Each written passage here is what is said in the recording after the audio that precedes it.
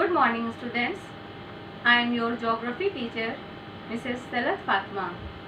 I hope you all are healthy and safe at home. Today, we are going to start with the topic representation of geographical features, which is the first chapter given in your book. So, let us start. Representation of geographical features. In this chapter, we will learn about the topographical sheets, colors, signs and symbols.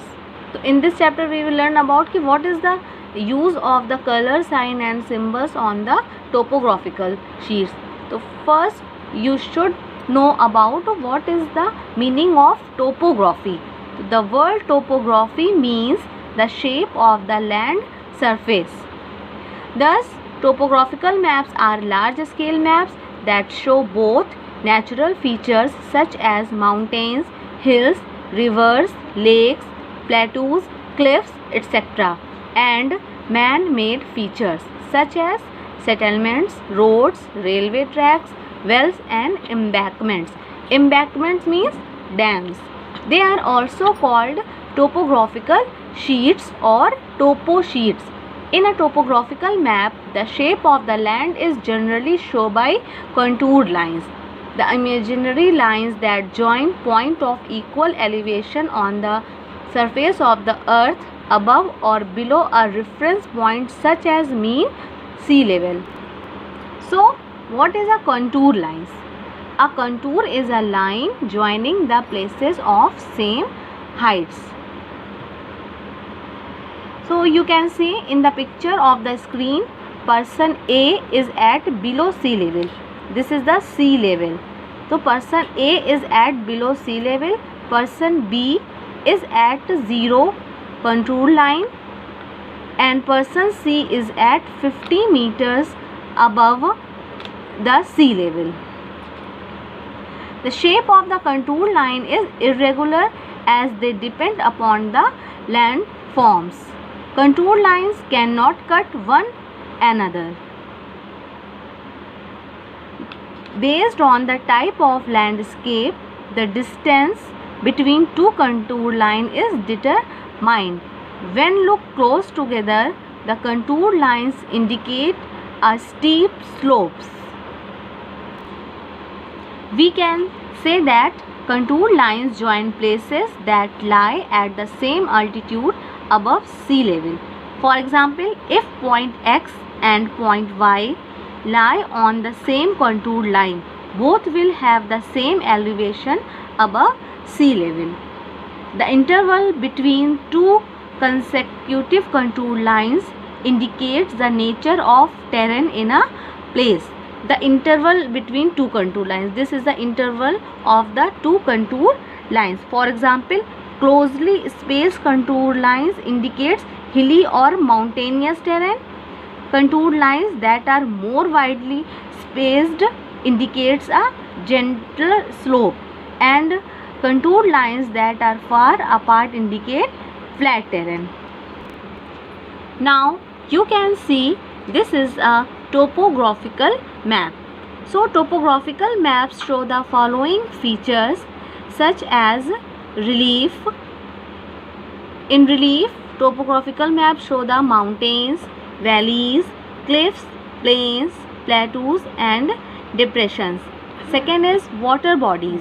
Water bodies, lakes, rivers, streams and swamps. Third, vegetation, wooded and cleared areas, reserved and protected forest, cultivated areas. Third is cultural, and you can also say it human made. Towns, villages, roads, railway lines, airports, wells and places like police station, post offices, places of worship and boundaries. You can also see the boundaries of the state in a topographical map like tehsil, district, state, national and international boundaries.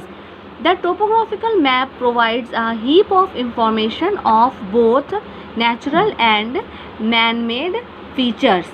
Topographical maps are of importance to city and town planners who use the maps to decide transport routes and the locations of buildings, factories and other infrastructure. They are also used by army personnel and hikers to navigate unfamiliar and potentially dangerous terrain. Students, did you know what is the Survey of India? The Survey of India, the oldest scientific department of the Government of India, is the national survey and mapping organization entrusted with the responsibility of exploring and mapping the entire country suitably. Some of its important functions are to provide topographical map coverage of the entire country. Second, to demarcate the external boundaries of India and ensure their proper depiction on maps published in the country. It also gives advice on the demarcation of interstate boundaries.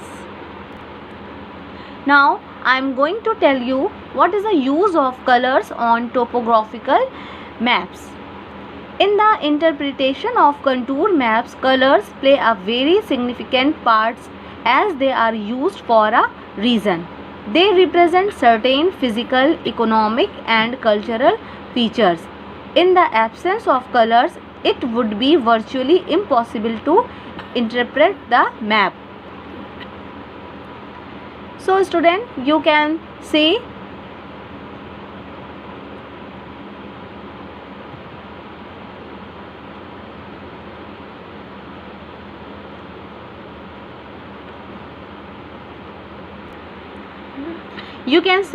there are so many colors used in the topographical map because without using the colors you cannot understand where is the vegetation, where is the boundaries and where is the water bodies. So now let us learn about the uses of colors on topographical map. So what is the use of brown color in topographical sheets? All contour lines are brown in color. The figures denoting the height of the contour lines are also in the same color as the contour lines.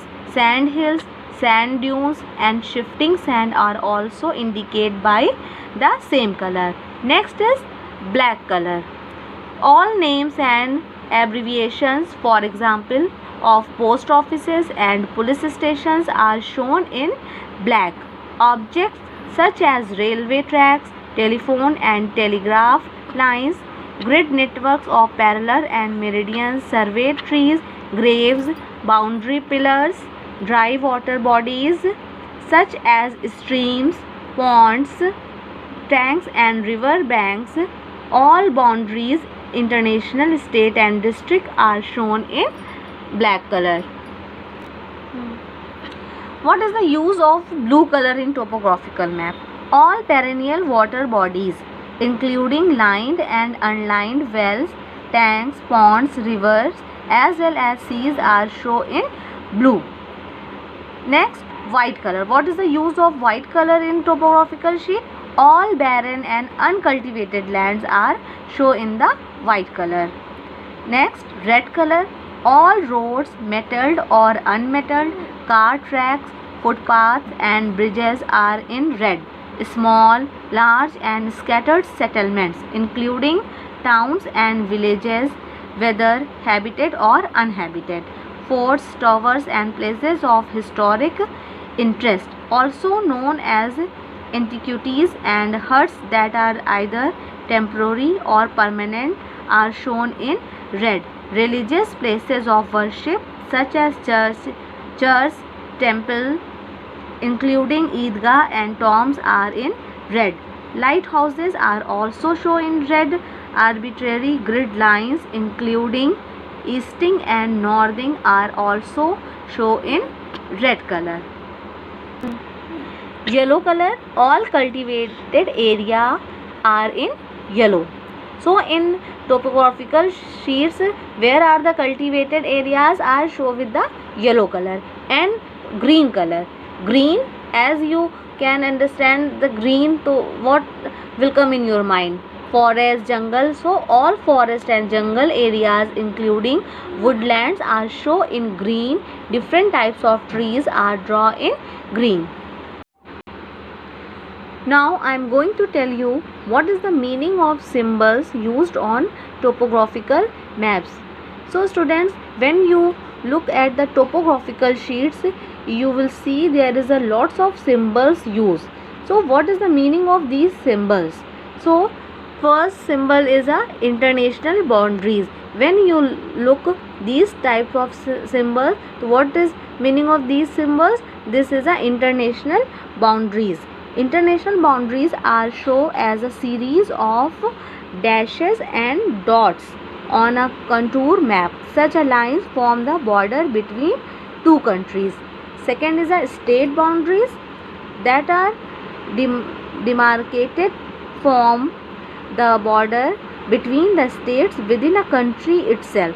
These are shown by a series of dots and dashes that are thinner and more closely spaced than those in the international boundaries. Next is district boundaries are shown by a series of dashes. These form the borders between the districts in a state. Next, metalled road, or you can say it pakka roads, means a tarred road. It is shown by two red parallel lines. You can say there are given a two parallel lines. So metal road are shown with a two parallel lines. A metal road indicates that the region is developed. Next is a unmetalled roads. Unmetalled roads, or you can also say it a kacha road. First metal road you can say pakka road, and second unmetalled road it's and also you can say it kacha road are shown by a set of broken parallel lines in red on the map. Unmetalled roads indicate that the area is undeveloped. Next is a footpath. A footpath is used only by people for walking and is not meant for vehicles. It is usually found in hilly regions. On the map, they are indicated by a single red dotted line. Next, bridge. A bridge is shown with a blue water body below it. Blue water body below it, and this is a bridge, and this is a blue water body below the bridge. The water body is usually a stream or a river. So in India, there are three railway gauges: the broad gauge, the meter gauge, and the narrow gauge. The broad gauge is the most common of all the gauges. The distance between the two tracks in this gauge is 1.67 meter. Broad gauge is used for carrying freight and passenger. This is the symbol of the broad gauge. Next is a meter gauge. This is a symbol of a meter gauge. The meter gauge is of 1 meter width between the two tracks. Meter gauge railways are some of the oldest railways and still ply in very remote places in the country. They carry both freight and passengers. Third is a narrow gauge. Narrow gauge is of 0.762 meter width between the two tracks. Narrow gauge railways are also known as light railway and are operated only in places of popular tourist destinations. They carry only passenger or tourist. Next symbols is small rivers. These symbols indicate the small rivers and a stream or a this symbols denotes a river, and you can also say nadi. The river either joins another river or flow into a lake or into the sea. An arrow in the river or on the banks of the river indicates the direction of flow of the river. What is the arrow show? It is showing the flow of the river. Second is reservoir. Reservoir, what is reservoir? Is an artificial lake. Reservoirs shown in blue are perennial. Reservoirs are also man-made.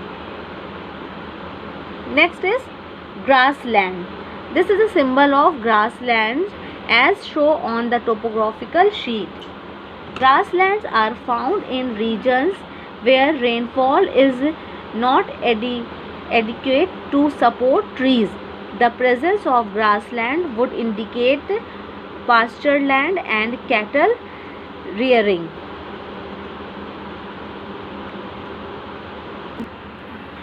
Now there is some other symbols that are commonly there or on a topographical sheet are the following. As church, for church we use this symbol. Temple, use this symbol. Mosque, this symbol. Rest house, Eidgah, tomb, graves, dispensary, post office, lighthouse.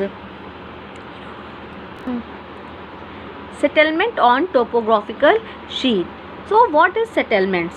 Settlements are groups of houses, usually in villages or towns, where people live. The size of settlements depends on the availability on roads, railways, hospitals, police station, administrative buildings, rest houses and so on. Settlements grow over a period of time. The location and type of settlements are determined by various factors such as the terrain, presence of water, suitable climate, presence of employment opportunities, etc. Some settlements are permanent and some are temporary. Settlements that are built and occupied for a short period of time are called temporary settlement. In permanent settlements, people build permanent houses. In course of time, a settlement develops.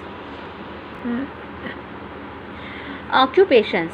Occupations of people can be inferred directly from a topographical map. The type of settlements in the region as well as the way in which the local people use the land can give you an idea in this regard. Some of the common ways by which the local inhabitants use the land are: first is agriculture.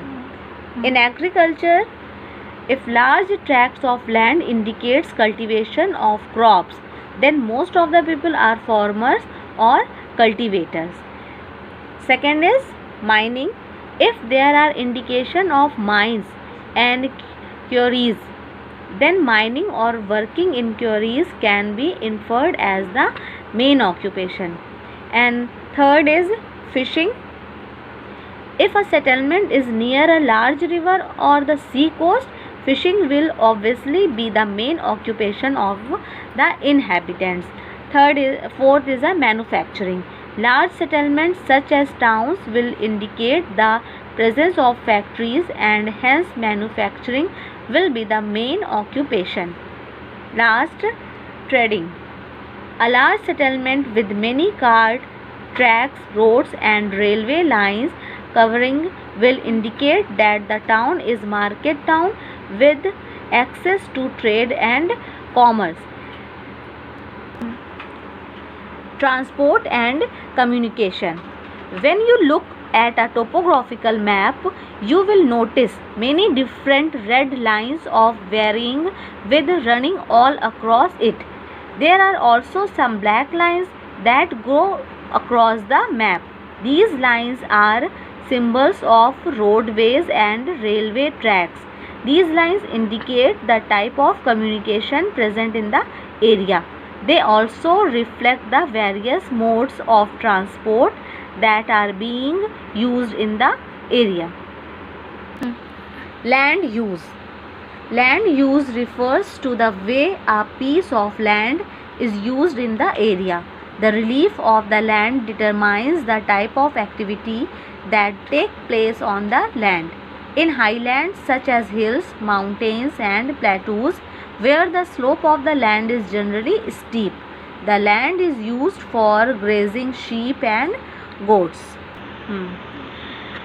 Now there are some points you should be remember that topographical maps are large scale maps that show both natural and man-made features. Second, both symbols and colors are used in topographical maps to show natural and man-made features. Next, a settlement is a group of houses where people live, such as a town or a village. The location and type of settlements are determined by various factors such as the terrain, presence of water, suitable climate, presence of employment opportunities, etc. Some settlements are permanent and some temporary. The occupations of people can be inferred directly from the type of settlements in the region and the way the local inhabitants use the land. Roadways and railways are shown by red lines and black lines respectively on topographical maps. They show the various modes of transport in the area. Land use refers to the way a piece of land is used in the area. So students, what did we learn today? We learned about topographical maps, contour line, use of colors on topographical maps, symbols used on topographical maps, and we also learned about settlements on topographical sheets. So I hope all of you learned what was taught today to revise and learn. Thank you.